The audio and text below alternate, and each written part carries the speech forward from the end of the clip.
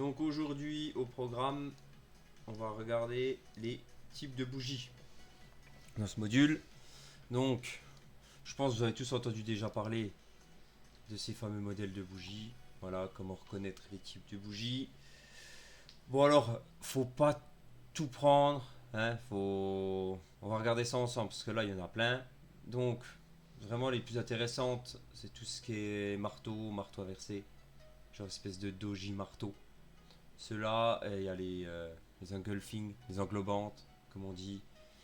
Mais on va regarder sur le graphisme. Parce qu'une bougie seule, ça ne vaut rien. Donc, on va revenir sur les graphismes. Alors, qu'est-ce qu'on peut voir par exemple? On va aller sur le RGBP par exemple. Alors, si on regarde, qu'est-ce qu'on peut voir quand on analyse les bougies? Donc ici, par exemple, il y a plusieurs types de bougies. Voilà. À commencer par l'espèce de doji marteau ici, par exemple, qu'on voit là. Ça, c'est une bougie qui signifie, par exemple, que le prix est venu chercher de la liquidité et est remonté direct et qui donne une indécision. Vous voyez qu'il y a autant de vendeurs que d'acheteurs. Voilà, là, pareil, on voit que le prix est descendu violemment et a racheté direct. Ça, c'est des symboles haussiers ou qu'il y a des grosses fermetures d'ordre. Par exemple, là, ce qu'on peut voir, c'est qu'on est sur une zone relativement plate. Et justement, les bougies, elles vont nous donner quelques indices. On voit qu'ici, on réagit très bien. Grâce à cette bougie, on voit justement que cette mèche a une incidence pour la suite. Car à chaque fois qu'on vient dans cette zone, vous voyez, paf, on crée des bougies direct que des mèches. On voit que là, il y a une grosse zone d'intérêt. C'est surtout ça qu'il faut identifier avec les bougies. C'est que vous voyez une espèce de doji, marteau, ici, boum. On vient rechercher encore ici. Donc là, il y a de la zone d'intérêt. Et on voit quoi? Par exemple, là, on a une belle bougie englobante. Bon, forcément, on passe du vendredi au dimanche. On voit que ici, boum, on vient chercher le bas, on ouvre en bas, direct on reprend. Et ça, sur une bougie comme ça, par exemple, vous pouvez rentrer un trade. Vous pouvez partir à l'achat sur une bougie par exemple comme ça. Le trade en dessous et on va chercher un ratio idéalement de 3. Mais là par exemple on ne l'aura pas. Voilà, tout simplement. Parce qu'on ne traite pas uniquement avec les bougies. Mais bon. Et qu'est-ce qu'on peut voir par la suite? Vous voyez que toutes ces mèches, elles contrôlent cette zone. Donc là, quand on voit un truc comme ça, là, on va chercher principalement des achats. Vous voyez que la dernière bougie là est venue liquider tous ces equal low ici. Comme dans la vidéo que vous avez fait précédemment. Vous voyez que tout ça là, ces lows, ils sont quasiment au même endroit. Tout ça, c'est une grosse zone de liquidité dans nos zones d'intérêt. Et qu'est-ce qu'on voit? On voit qu'on vient tout chercher pour après repartir. Donc après, toujours le même principe. Ça part. Après, les bougies, vous voyez, il y en a partout. Elles ont tous leur signification. Là, on voit ici comme quoi. Là, pareil, on va refaire des équales high. Equal high. Les bougies réagissent bien dessus. Les bougies, en fait, elles nous donnent surtout la réaction par rapport aux zones. Vous voyez que là, on rentre, boum, paf, on descend instantanément, on renglobe celle-là. Après, on vient repartir dans une autre zone. En fait, il faut surtout les bougies les analyser quand elles arrivent dans nos zones. Vous voyez que là, on retourne dans notre order block. Qu'est-ce qu'on peut voir? Que la bougie ici, on est sur des mouvements haussiers. On rentre à nouveau dans une zone d'intérêt. Paf, la bougie crée des espèces de mèches. Hop, la zone est rejetée instantanément. Les ordres sont envoyés. Boum, là on reconfirme. On clôture des ordres. Et après, boum. Vous voyez ici, là, qu'il y avait une zone de liquidité. Ben, il se passe quoi quand on arrive là? Ça mèche violemment. Parce que là, il y a un transfert d'ordre. Voilà, les ordres à l'achat sont coupés. On commence à. Les machines font ce qu'elles ont à faire, on va dire. C'est pour ça que vous voyez toutes ces mèches. Ça achète, ça vend, ça achète, ça vend. Et après, ça repart. Voilà. Là, par exemple, on voit pareil, une bougie qui part violemment. Boum. Des grosses bougies, pareil. Bah, après, voilà, toutes les petites bougies, vous voyez là, ça c'est ce qui crée les mouvements. C'est en soi, il faut prendre en compte que celles qui nous intéressent dans les zones. Vous voyez là, par exemple, on avait une zone au-dessus. Qu'est-ce qu'on voit? On voit une grosse bougie. plus la petite bougie là, hop, qui fait un espèce de swing high. Le swing high, c'est quand vous avez une bougie comme ça en pointe sur 3 bougies en fait. En gros, vous avez la première qui monte, la deuxième qui vient chercher une liquidité, et hop, et la troisième qui redescend. Là, vous avez un swing high par exemple. Après, si c'est un ensemble de 3 bougies qui font une belle réaction dans la zone, et ainsi de suite. Après, qu'est-ce qu'on pourrait voir? On pourrait voir surtout par exemple sur les actions. On va aller voir par exemple sur total 10 bougies daily.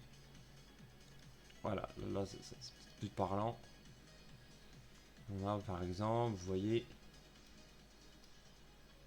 là par exemple vous avez une espèce de bougie d'éjection. Voilà, vous voyez qu'un matin on arrive, on fait un gap, énorme bougie, et après on part, gros mouvement. Voilà, ça c'est une belle bougie de référence par exemple.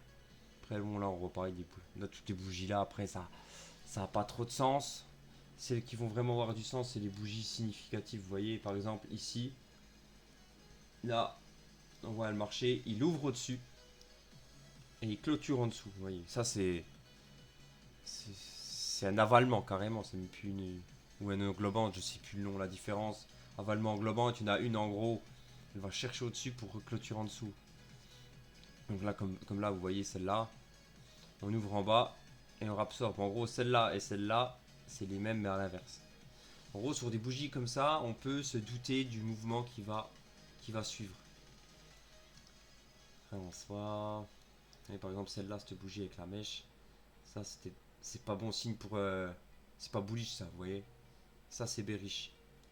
Après, on a des petites bougies d'hésitation, c'est pas trop, les mouvements, ça pinaille. Là, par exemple, on voit une belle bougie là, avec un gap qui descend, qui clôture en dessous. Ça, on sait que ça, généralement, ça c'est baissier. Surtout quand ça ferme en extrême. Quand on dit que ça ferme en extrême, vous voyez, il n'y a pas de mèche.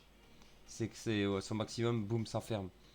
Les bougies qui clôturent en extrême, attention, c'est des gros signes de continuation. Sauf quand il y a de la manipulation. Après, bon, là, on voit pas grand chose. Il n'y a pas vraiment de bougie intéressante. On voit que ça existe. Ça ressemble à rien. Donc là, on avait vu cette bougie là. Là, on voit une bougie. Voilà. Qu'est-ce que je vous disais? Une fermeture en extrême. Ici, fermeture en extrême. Vous voyez? Ça, bah, ça va pas manquer le lendemain. Boum. Que des choses comme ça. Après, on a aussi une espèce de doji qui ouvre avec un gap. Mais la bougie ne donne rien. Indécision. Suite à ça, on est revenu dans la zone. Ça portait pas confiance. Et après, c'est reparti en bas. Après, toutes les bougies là, ça nous dit pas grand chose.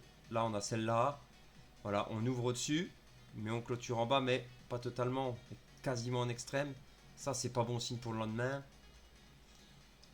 Après, on peut regarder sur d'autres actions. Là, on est quoi? On est sur MicroStratégie. On va regarder un peu. On va le passer. Alors, qu'est-ce qu'on a? Ah, voilà, là, il y a un faux exemple de clôture en extrême. Vous voyez, mais clôture en. Ah non, clôture quasiment en extrême, mais ça n'a rien donné parce qu'on est au milieu de rien. Il faut vraiment que la clôture en extrême, elle sorte quelque part. Par exemple, vous voyez aussi, ça n'a pas trop de nom, ces bougies-là.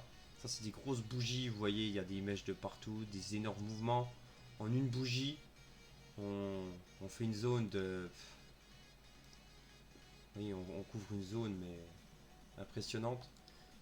Ça, c'est pas bon signe, par exemple. Une bougie comme ça, là, vous pouvez sortir. Ou des choses comme ça. Après, vous voyez, là, bougie d'indécision ici. Après, toutes ces bougies, il y a des gaps. Les gaps aussi, ça a une importance.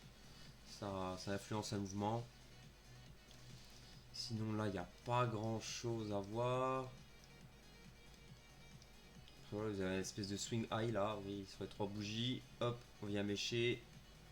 Et on clôture en bas. Là, un swing low. Vous voyez vos bougies. Tac, tac. Là, vous considérez que c'est un swing low, ça par exemple. Là aussi, un swing low. Celle-là, elle est un peu moins propre. Mais en gros, voilà, faut pas se fier que aux bougies. Regardez bien vos bougies dans vos zones. C'est vraiment ça qui va vous donner vos mouvements. Alors là, qu'est-ce qu'on peut s'attendre? On avait des prix. Voilà, là, voilà, un bel exemple. Espèce d'englobante. Voilà, qui vient tout récupérer. Vous voyez, on ouvre au-dessus, on ferme en bas, et après, ben voilà, la suite du mouvement. Après, à vous de vous entraîner, pareil. Donc je peux pas grand chose à dire d'autre.